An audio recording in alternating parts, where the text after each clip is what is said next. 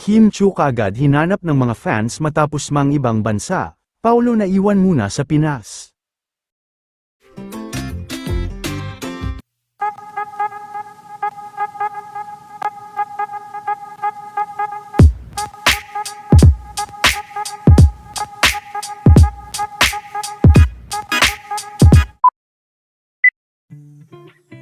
Matapos nga lang, ang naganap na engranding event sa ASAP kahapon nila Kim at ng mga kapamilya stars, ay marami nga ang talagang naghanap kay Kim Chiu sa Showtime kanina.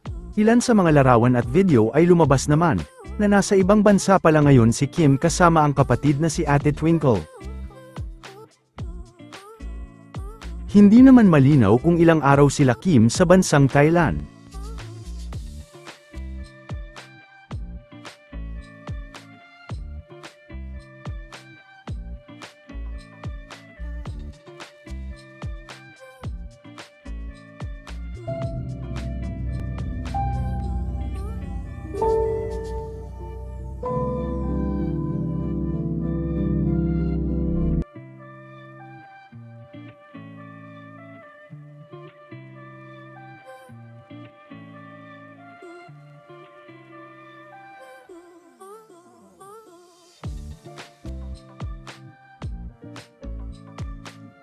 Samantala, dahil naman sa naging reaksyon ni Paolo Avellino kahapon sa announcement nila ni Kim, ay kaagad naman na ipinagtanggol ni Sir Eric si Paolo Avellino.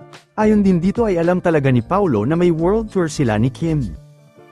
Nga ni Kim na alam.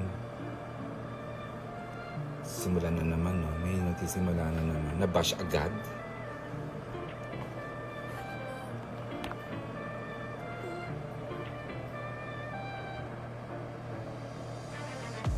It's either you like Kim Pao or you don't. Yun lang yan ha. Wag na tayong kung ano-ano pa magsimula ng mga bashing-bashing. Hi, Kim! Opo, dyan lang po tayo. Lalo naman sa Smart TV users, Smart TV will o satellite subscription.